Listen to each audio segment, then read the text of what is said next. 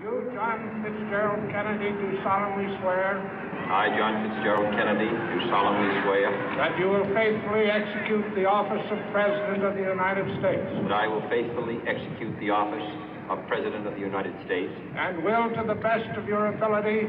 And will, to the best of my ability. Preserve, protect, and defend the Constitution of the United States. Preserve, protect, and defend the Constitution of the United States. So help you God.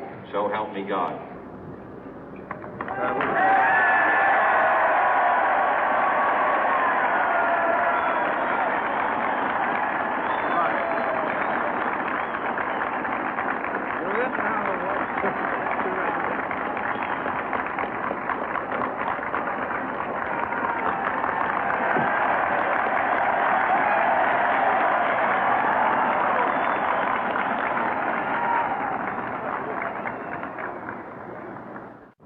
Vice President Johnson, Mr. Speaker, Mr. Chief Justice, President Eisenhower, Vice President Nixon, President Truman, Reverend clergy, fellow citizens.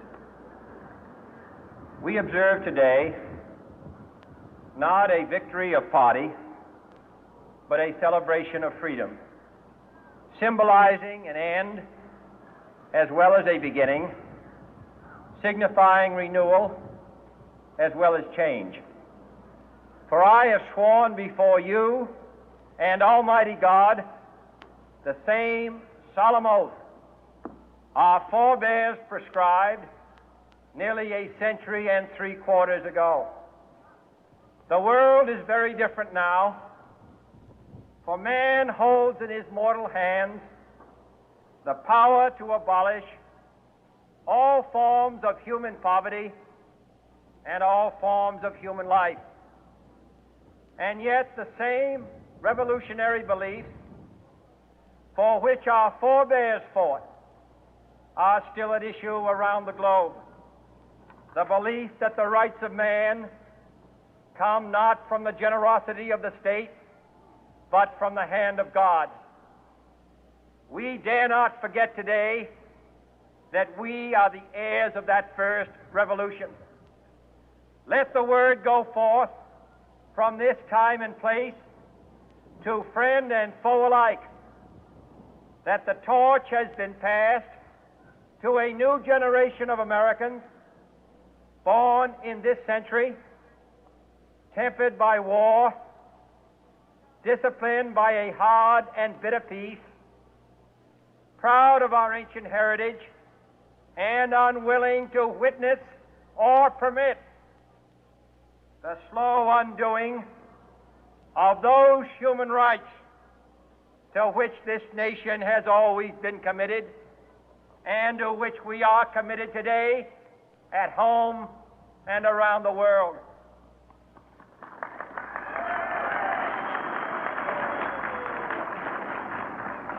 Let every nation know, whether it wishes us well or ill, that we shall pay any price, bear any burden, meet any hardship, support any friend, oppose any foe to assure the survival and the success of liberty.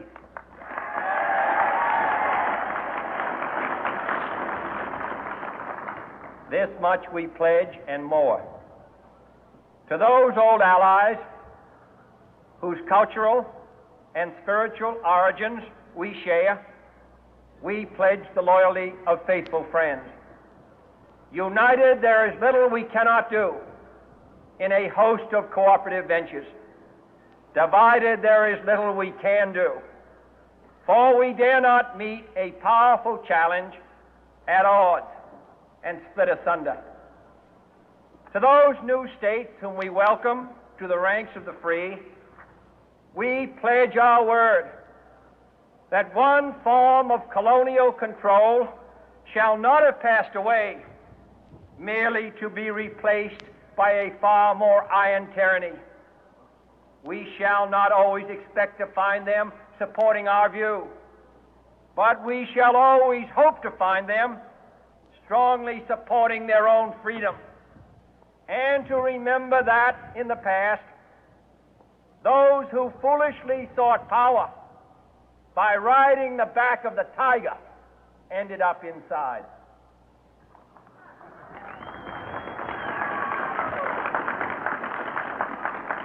To those people in the huts and villages of half the globe struggling to break the bonds of mass misery, we pledge our best efforts to help them help themselves for whatever period is required, not because the communists may be doing it, not because we seek their votes, but because it is right.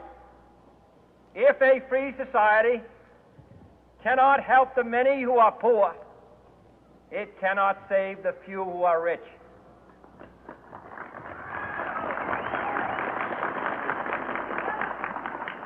To our sister republics south of our border, we offer a special pledge to convert our good words into good deeds, in a new alliance for progress, to assist free men and free governments in casting off the chains of poverty. But this peaceful revolution of hope cannot become the prey of hostile powers. Let all our neighbors know that we shall join with them to oppose aggression or subversion anywhere in the Americas. And let every other power know that this hemisphere intends to remain the master of its own house.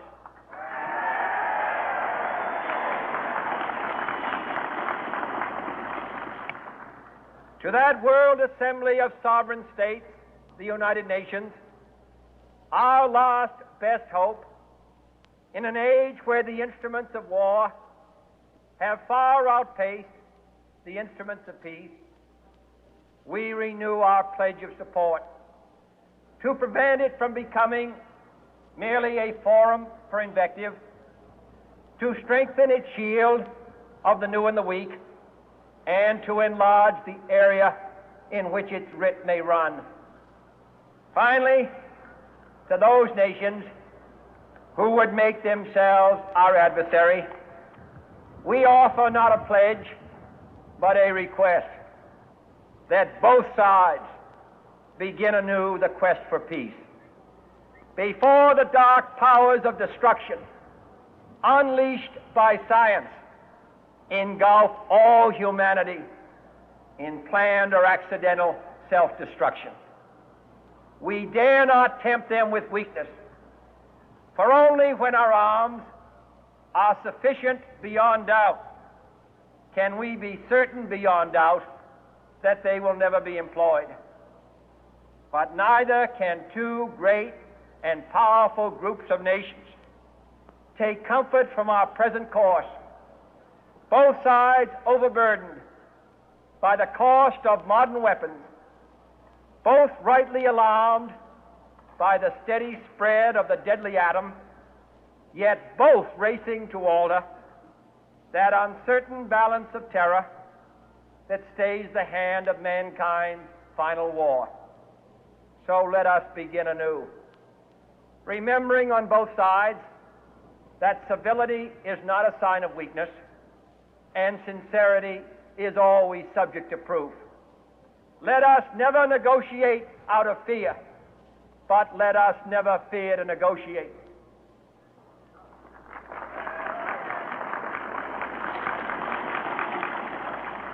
Let both sides explore what problems unite us, instead of belaboring those problems which divide us. Let both sides, for the first time, formulate serious and precise proposals for the inspection and control of arms, and bring the absolute power to destroy other nations under the absolute control of all nations.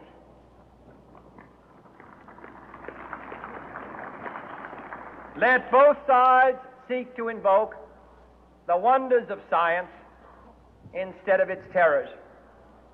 Together, let us explore the stars, conquer the deserts, eradicate disease, tap the ocean depth, and encourage the arts and commerce.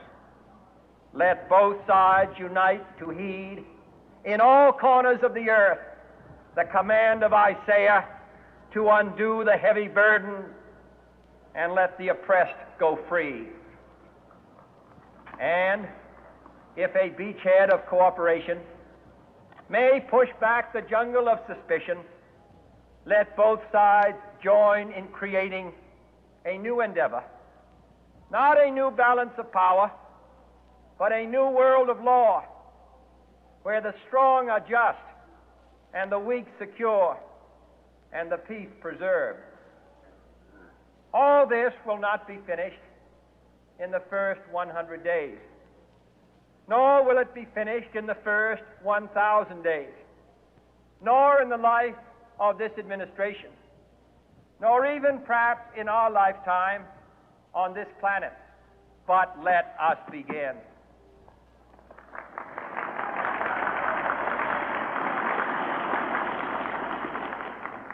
In your hands, my fellow citizens, more than mine, will rest the final success or failure of our course.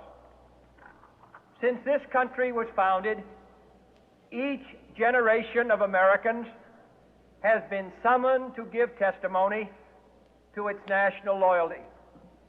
The graves of young Americans who answered the call to service surround the globe. Now the trumpet summons us again, not as a call to bear arms, though arms we need, not as a call to battle, though in battle we are, but a call to bear the burden of a long twilight struggle, year in and year out, rejoicing in hope, patient in tribulation, a struggle against the common enemies of man, tyranny, poverty, disease, and war itself.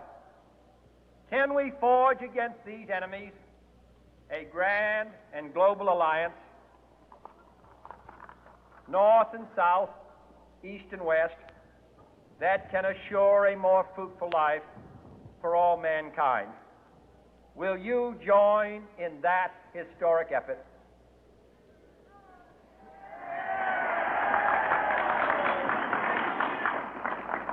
In the long history of the world, only a few generations have been granted the role of defending freedom in its hour of maximum danger.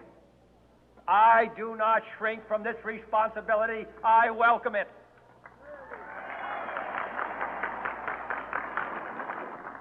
I do not believe that any of us would exchange places with any other people or any other generation.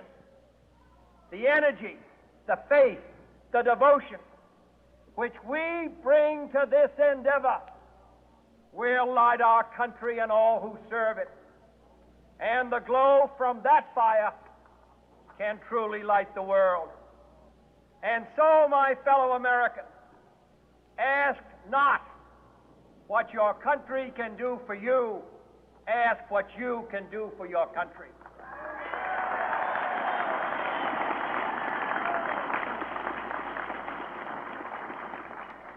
My fellow citizens of the world, ask not what America will do for you, but what together we can do for the freedom of man.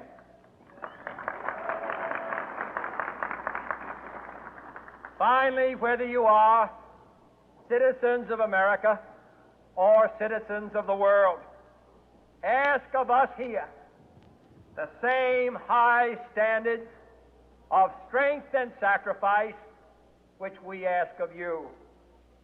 With a good conscience, our only sure reward, with history the final judge of our deeds, let us go forth to lead the land we love, asking His blessing and His help, but knowing that here on earth, God's work must truly be our own.